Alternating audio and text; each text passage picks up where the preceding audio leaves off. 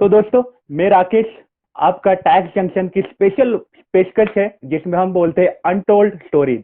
तो आज हम कवर करने वाले हैं दीपक जी की अनटोल्ड स्टोरी।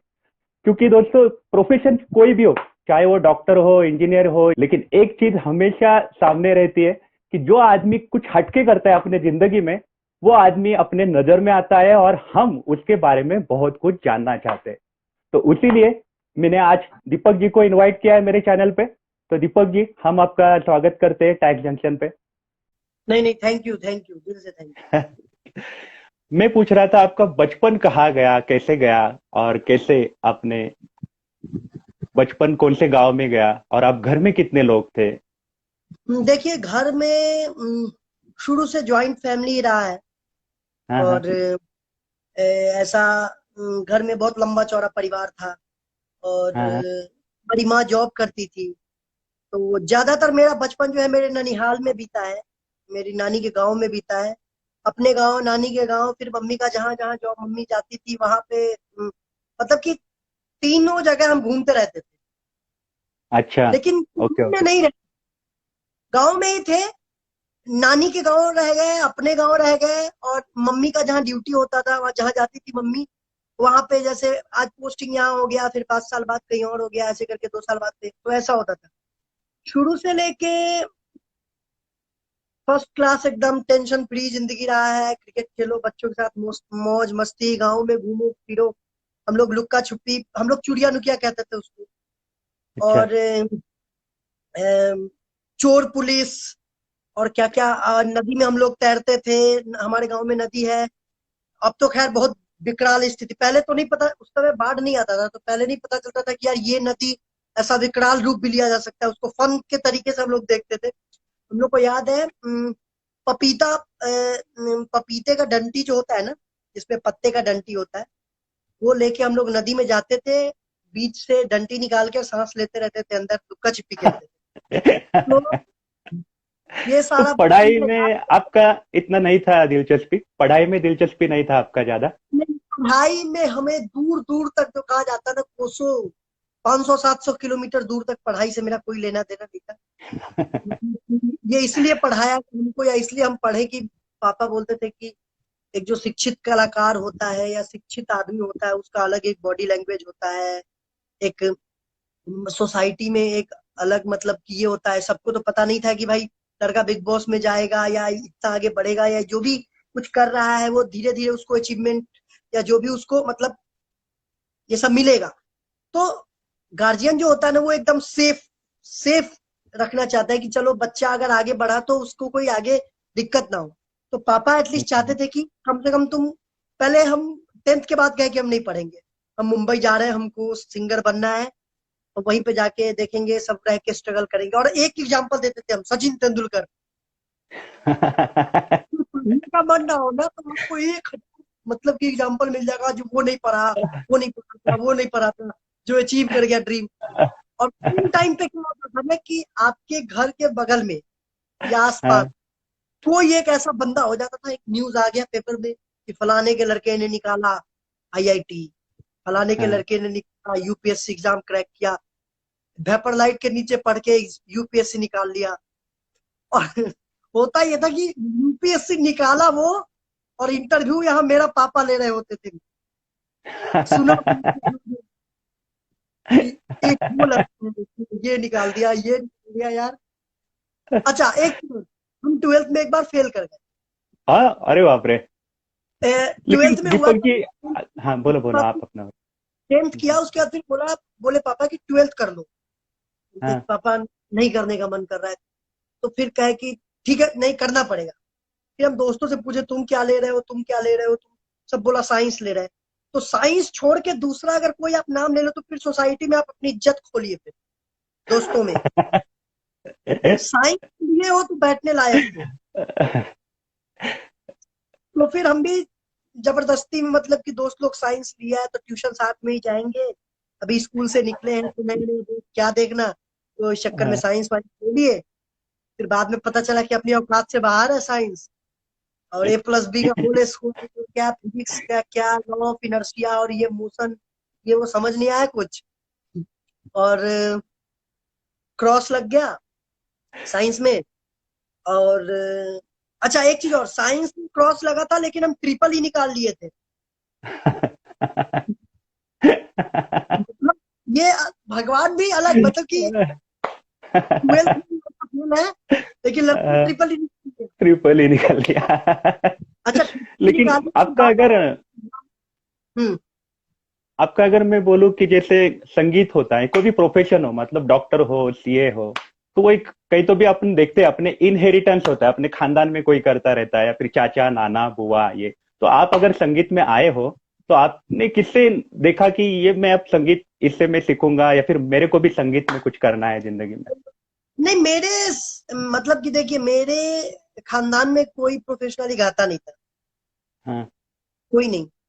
मेरी मम्मी गाती थी, सुर में गाती थी, मतलब कि जो घर में ना शादी वादी का गाना हो गया या ये सब, या कहीं सुंदरकांड हुआ तो मेरे नाना जी, वो तो अभी गुजर गए, तो वो मतलब कि जाते वाते थे, पीछे से होता है ना झाल बजाने वाला, या फिर, हम्म। तो उसमें वो जाते थे, लेकिन कोई प्रोफेशनली गाता नहीं था, या किसी से ऐसा था नहीं कि हम सीखेंगे या ये। लेकिन बचपन में ऐसा क्या हुआ ना कि जब हम मतलब कि 3-4 साल के हुए, तो यहाँ पे पलंग हुआ, चौकी हुआ, कुर्सी हुआ, कोई भी होता था तो उसको हम हाथ से बजा के और गाने लगते थे। अच्छा। तो वो पापा उपन देखे कि यार लड़का का सिंगिंग में ज्यादा इंटरेस्ट है, गाना वाना गा रहा है, तो देखते हैं कहीं कुछ इसी में निकले। अच्छा। तब फिर हमारे आदरणीय गुरुजी डॉक्टर संजय कुमार संजू, हाँ। उनके यहाँ एडमिशन करवाया गया हमारा, और उसके बाद फिर विधिवत शास्त्रीय संगीत की शिक्षा शुरू हुई, और तब जाके फिर आगे चल के फिर वासेपुर मिला, फिर मुक्काबाज मिला, और फिर आगे चल के जर्नी हाँ, वो ये शुरू। वाला मैं इस पे भी आने वाला था। आपको ये कनेक्ट कहाँ से मिला? आप एकदम बिहार में एक छोटे गांव में, और ऊपर से आपने एकदम मुंबई में कनेक्ट आया आपका वसेपुर के लिए। वो आपने हम कैसे, मतलब यूट्यूब या फिर कौन सा मीडिया था? यूट्यूब वूट्यूब उस समय मेरा कोई अकाउंट उकाउंट कुछ फोन वो नहीं था मेरे पास फोन हाँ। भी नहीं था उस समय, यूट्यूब वूट्यूब तो दूर की बात है। हाँ। 2011 की बात है ये, 2011 नहीं, 2010, 2010 की बात है ये। हाँ। हम गुरुजी के यहाँ हम गुरुजी के यहाँ सीख रहे थे, हम्म। और गुरुजी के एक मित्र थे, मतलब अभी भी हैं, यशवंत परासर, यशवंत परासर अंकल हैं, तो वो मेरे गुरुजी के मित्र हैं। तो उनको पता चला कि गैंग्स ऑफ वासेपुर के लिए, ऐसा कुछ नहीं था कि यार हिंदी फिल्म है उसमें गाएंगे तो जीवन बदल जाएगा, ये वो कुछ ऐसा, बट था कि एक म्यूजिक डायरेक्टर आई हुई है, और जिनको उनको सुनना था, मतलब जिनका आवाज वो हम्म। सुनने आई थी, वो सिंगर हम्म। अवेलेबल नहीं था। वो मतलब कि हम्म। कहीं कहीं पे गया हुआ था अपना गाने वाने के लिए, तो उसको आने में टाइम लग रहा था, वो उस दिन नहीं आ पाता। और जो म्यूजिक डायरेक्टर आई थी, स्नेहा खांडवालकर नाम हुआ उनका, उस समय उनका ओए लक्की लक्की ओए फिल्म की भी म्यूजिक डायरेक्टर थी। तो गुरुजी को पता चला, गुरुजी हमको लेके गए अपने स्कूटर पे, हम हारमोनियम लिए गए होटल में, उनसे मिले, मैडम से, उनको आवाज सुनाई, अपना गाना सुनाया, बोले कुछ सुनाओ। अच्छा सबसे बड़ी विडंबना समझिए कि, मतलब कि ये तो नसीब की बात है कि गैंग्स ऑफ वासेपुर, हमको पता भी नहीं है कि वो हिंदी फिल्म की म्यूजिक डायरेक्टर आई हुई है, तो वो कोई हिंदी फिल्म या ऐसा कुछ, हम उनको भोजपुरी गाना सुना रहे हैं, हम्म। फोक, यहाँ का हम्म। जो फोक होता है, हम फोक, दुर्गा जी का फोक गाना एक सुना है, वो सुन के गई, और 2 साल बाद हमको फोन आया वहां से अरे वाह। कि आपका सिलेक्शन ऐसे ऐसे गैंग्स ऑफ वासेपुर पार्ट 1 में, तो जो गाना आपने वहां पे सुनाया है अरे वाह। होटल में, पार्ट 1 में वही गाना डाल रहे हैं, और पार्ट 2 में आपको एक गाना गाना है, तो आप आइए। हम्म। तो फिर उसके अच्छा। बाद से फिर सारा कुछ टिकट टिकट उन लोगों ने भेजा, और उस दिन तो लगा कि जैसे पाँव के तले से जमीन खिसक गया हो भाई, कि क्या हो गया, पूरा एकदम कलेजा कांप रहा है, क्या हुआ ये, मतलब कहाँ से नंबर। तो फिर वहाँ मुंबई रिकॉर्ड करके आए, गैंग्स ऑफ वासेपुर, तब थोड़ा सा लोग जाने पहचाने। तो हम भी उससे रिलेटेड भी एक घटना है, हम सिनेमा हॉल में बैठ के फिल्म देख रहे थे, तो मेरा कोई इंटरव्यू इंटरव्यू नहीं छपा था, मतलब कि हमारे अंदर इतना ये नहीं था कि यार, मतलब कि गाया है तो पेपर में आएगा तो लोग जानेंगे, मैं गा दिया फिर बात खत्म, कोई दिक्कत नहीं है। जब हम सिनेमा हॉल में बैठे हुए थे पीछे, और अपना ही फिल्म देख रहे थे, और जब मेरा गाना बजा और हम चिल्लाए कि ये गाना हम गाए, तो पीछे से एक बंदा था, चलो बैठो चूतिया मत बनो, बैठ जाओ। लेकिन पहली बार मुंबई में जब आए थे तब आपको ऐसा डर नहीं लगा कि मैं इतने बड़े शहर में इतने लोगों के बीच में मैं आ गया हूँ? जैसे मैं भी शहर में गया था छोटे गांव से, तब ऐसा कुछ? डर इसलिए नहीं लगा क्योंकि हमको पता था कि फिर वापस जाना है ना, परमानेंट अच्छा। नहीं है। आने का भी टिकट है और जाने का भी। तो उस समय मन में क्या सोच रही, मतलब गाना गा के मुझे जाना है बस वापस कैसे भी करके, ऐसा? हम हम आपको बता रहे सीरियसली, हमको ना अनुराग कश्यप सर का पता था कि यार बहुत बड़े डायरेक्टर है, हाँ ठीक हाँ है, हाँ। राइट। क्योंकि हमको कुछ अंदाजा ही नहीं था उस समय कौन क्या है, होगा अपने जगह, हमको नहीं पता था कुछ। हाँ हाँ। हमको न्यूज वूज, क्योंकि उस समय 2010 की बात कर रहे हैं, हमारे घर में 10th में ब्लैक एंड व्हाइट टेलीविजन था, जिसमें दो ही चैनल पकड़ता था, नेशनल चैनल और डीडी न्यूज। हम्म।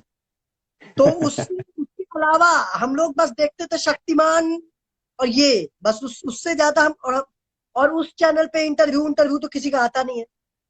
हम्म। तो हमको नहीं पता था। अनुराग कश्यप सर से वहां मिले मुंबई में, उनसे बात हुआ, उनका नंबर ले लिए हम, और स्नेहा दीदी का नंबर ले लिए, फिर सारा कुछ करके स्नेहा? फिर लौट। स्नेहा दीदी कौन? म्यूजिक डायरेक्टर जो अच्छा, म्यूजिक डायरेक्टर, अच्छा हाँ हाँ हाँ। सबका नंबर वंबर लेके पहली बार हुमा कुरैशी से भी मिले उनसे। वो बोले अच्छा। प्रणाम दीदी,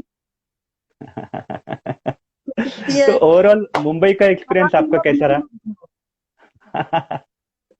हो।" ओवरऑल आपका मुंबई का एक्सपीरियंस कैसा रहा? मुंबई में आपको करियर के लिए अपॉर्चुनिटी मिले, अच्छा कोऑपरेशन मिला, कैसा था? स्ट्रगल ये कैसा था बहुत वो वाला? बहुत शानदार, मतलब कि कहना तो, अभी कोई अगर वहां से बुलाया तभी हम लोग गए।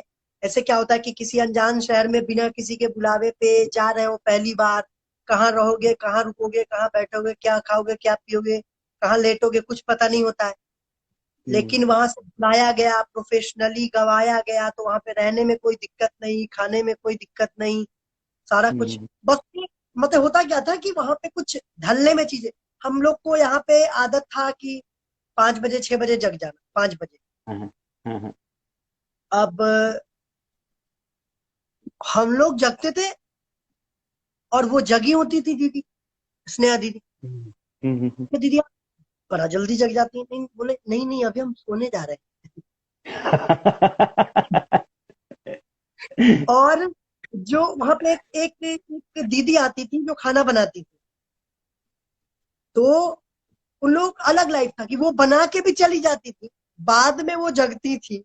हम लोग बैठते थे सुबह सुबह, तो क्या वो बनाना शेक और क्या बड़ा पाव और वो सब। तो हम लोग को लगा उस समय बहुत बहुत टफ कि यार यहाँ का जिंदगी बहुत टफ है, क्योंकि हम लोग के लिए सुबह का खाना भी, सुबह का नाश्ता भी खाना ही है, दोपहर का नाश्ता भी खाना ही है, और रात का डिनर भी खाना ही है। मतलब ऐसा नहीं है कि सुबह में 2 ब्रेड और सैंडविच डालो चबाओ और मतलब कि तो ये करो तो काम भाई को। बॉडी में हम्म लगेगा, काम हो गया अपना। तो ऐसा नहीं हम्म। था हम लोग का, तो भाई जो भी खाना है पूरा लेकिन से खाना है, 4 रोटी 5 रोटी खाना है। अच्छा, लेकिन आपका अगर एकदम आपका जो चॉइस है वो म्यूजिक है, तो फिर आप अचानक से एंटरटेनमेंट इंडस्ट्री की तरफ कैसे झुका हुआ? आपने ऐसा कंटिन्यूस म्यूजिक में क्यों नहीं रहना चाहते थे? एग्जैक्टली क्या था नहीं उसके पीछे? ऐसा नहीं था, देखिए जैसे अभी हम एक बात बताते हैं, जैसे आप सीए हैं, हाँ। सीए का इंटरव्यू से क्या लेना देना। राइट। जो अपनी हॉबी है, राइट। हॉबी है, कहने का राइट। मतलब कि म्यूजिक मेरा पहला चॉइस है, मेरी आत्मा, मेरा दिल, किडनी, लीवर, गुर्दा सब में संगीत भरा हुआ, ठीक है। अच्छा। वो हाँ अलग हाँ बात है। हम बिग बॉस में गए, उससे हाँ। पहले हम वसंत में गाए, मुक्काबाज में गाए, एल्बम वगैरह किए, स्ट्रगल कर रहे थे, पूरी तरीके से स्ट्रगल कर हाँ। रहे थे। कोई आपके पीछे 5 पैसा फूटी कौड़ी चवन्नी तक खर्च करने के लिए राजी नहीं होता है, जब तक आप सो कॉल्ड स्टार नहीं बन जाते तब। Correct correct correct. राइट और उसके लिए आपको एक तमगा चाहिए, आपको एक ठप्पा चाहिए। राइट।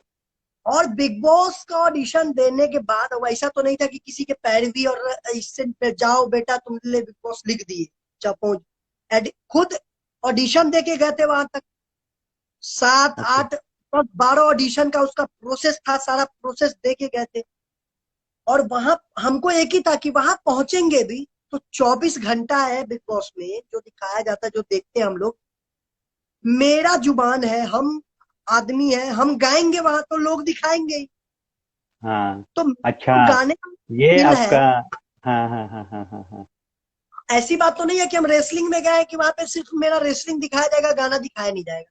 वो तो डेली अच्छा। लाइफ पे जो है, आप कैसे हाँ इंसान है, हाँ। क्या करते हैं, क्या नहीं करते हैं। अच्छा। ठीक है, तो हमारा था कि गाना तो हम गाएंगे ही वहां पे।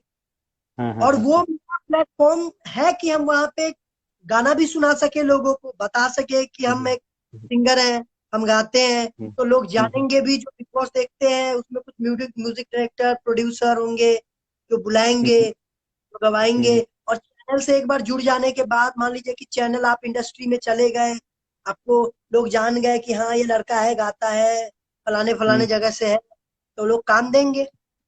अच्छा, राइट राइट राइट राइट। ये सोच के हम गए थे। पहचान बन गई, मतलब इन शॉर्ट आपकी पहचान बन गई। तो ओवरऑल अभी नहीं है, हाँ इसलिए आप इंटरव्यू रहे। हाँ हाँ हाँ हाँ, राइट राइट अगर राइट। अगर हम गैंग्स ऑफ वासेपुर में भी गए होते और मेरा एक फैन बेस नहीं होता, फैन हाँ। फॉलोइंग नहीं होता, तो आजकल आज जो लोग पूछते हैं, आज जो लोग बोलते हैं, आज जो लोग मैसेज करते हैं, कल को जो फोन नहीं उठाते थे, ठीक है, कल को जो इग्नोर करते थे, तो वो आज नहीं होता। राइट राइट, उल्टा आज आपको कॉल आते हैं सामने से कि बात करो। Right right right right. लेकिन आप अगर ओवरऑल, जैसे हमारी जिंदगी रहती है कॉमन मैन की, कि हम किसी को देखते हैं, हम उसके जैसा बनना चाहते हैं जिंदगी में। तो आपकी जिंदगी में ऐसा कौन था जिसके जैसा आप बनना चाहते थे बचपन से? नहीं, कि ऐसा मेरे जिंदगी में देखिए, मेरे पिताजी, मेरे माता जी हमको बाहर जाने के लिए, जब बाहर जाने का जरूरत नहीं है हम्म मोटिवेशन के लिए, मेरे घर में हम्म ही एक से एक मोटिवेशन। मेरे पिताजी बहुत सिंपल इंसान है एकदम। हम्म तो हाँ, एक वो होता है कि यार अच्छा खासा अपना घर हो, गाड़ी हो, ठीक है, हम्म मतलब ये जो सुख सुविधा का सारा सामान हो, गार्जियन ने स्ट्रगल करके यहाँ तक पहुंचाया है, तो हम्म। उनको अच्छी जिंदगी दे सकें। हाँ हाँ हाँ हाँ। तो ये चीज, ये सारा चीज स्टार्टिंग से ही था। प्लस अलग अलग लोगों के किताब विताब, उनका इंटरव्यू देखते रहते थे, पढ़ते रहते थे। एपीजे अब्दुल कलाम साहब हो गए, बहुत सारा ऐसा है। या फिर जो सिंगर में उदित नारायण साहब है, वो बताते, उनका पढ़े थे, एक इंटरव्यू देखे थे कि हम ऐसे करके निकले थे। मनोज तिवारी हो गए, उनका देखे थे कि वो इतना चक्कर लगाए थे कंपनी के, और उनको बोल दिया गया था कि तुम्हारी आवाज नहीं है सिंगर बनने लायक, ठीक है। अमिताभ बच्चन साहब है थे, उनका लगातार 16 या 7 या 8 ऐसा तो कोई फिल्म था जो लगातार फ्लॉप हुआ था, उसके बाद वो आगे बढ़े। Right right right. Okay okay. ये सबसे सीखते थे, बट ये नहीं था कि यार इतना जल्दी हो जाए कुछ अच्छा। भी। हाँ। ओके ओके लगे ओके हुए, ओके। भगवान तो ने नसीब भी। और अगर हम वो एक बात केसेस। बताएं, अगर हम यहाँ तक है तो अनुराग कश्यप सर का इसमें बहुत बड़ा हाथ। अच्छा। ओके ओके वो ओके। हमको वासेपुर नहीं देते, अगर वो हमको, उसके बाद हम बहुत डिप्रेशन में चले गए थे गैंग्स ऑफ वासेपुर के बाद, काम नहीं मिल रहा था हमको। और उसके बाद फिर हमको वो बुला के मुक्काबाज दिए, ओके।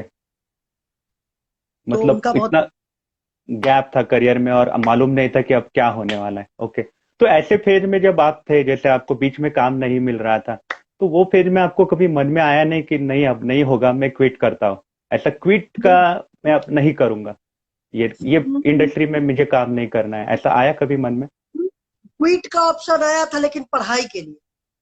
अच्छा। क्विट का ऑप्शन आया था।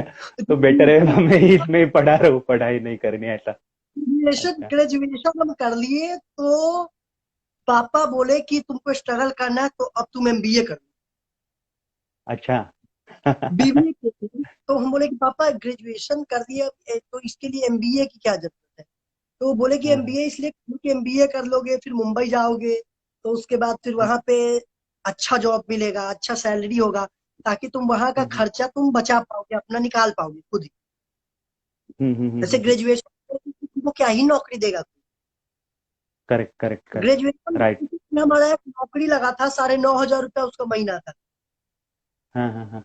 अच्छा। आईसीआईसीआई प्रूडेंशियल लाइफ इंश्योरेंस में। हम्म। घूम घूम के आपको पॉलिसी करवाना होता था लोगों से, तो वो कितने वो समय छोड़ किया दिए थे आपने? हम। अच्छा। वो छोड़ दिया हम, मतलब वो शुरू किए, उसके बाद फिर ऑफर लेटर सब कुछ आ गया, शुरू किए, फिर सोचे क्या कि यार ये करने के लिए तो इतना दिन से संगीत हम नहीं सीखे थे। अब सुबह हम्म। घूमेंगे सारा, या रात को थक मार के चूड़ होके आएंगे, सो जाएंगे, फिर इसमें फिर मेरा म्यूजिक का क्या होगा। हम्म। फिर वो छोड़े, फिर एमबीए करने के लिए पापा के लिए गए, पापा बोले म्यूजिक करो साथ में एमबीए कर।